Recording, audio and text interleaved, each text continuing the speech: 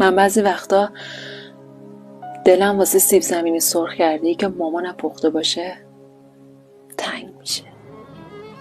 وقتی که دارم قیمه و قرمه دستپخت خودم رو میخورم، حتی اگه همه سرآشپزای دنیا هم بیان بگن دستپختت عالیه، من بازم دلم برای ساده ترین غذایی که با دستای مامانم پخته شده باشه تنگ میشه.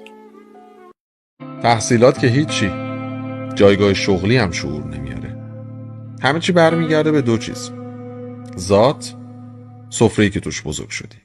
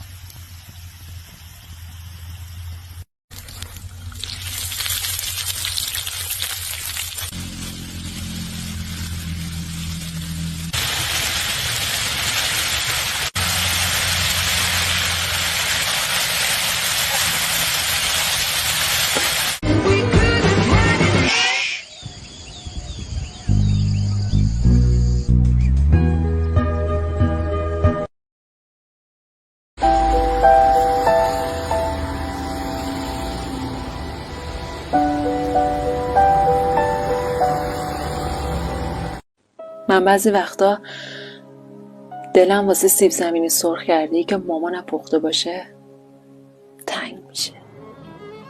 وقتی که دارم قیمه و قرمه دستپخت خودم رو میخورم، حتی اگه همه سرآشپزای دنیا هم بیان بگن دستپختت عالیه، من بازم دلم برای ساده ترین غذایی که با دستای مامانم پخته شده باشه تنگ میشه.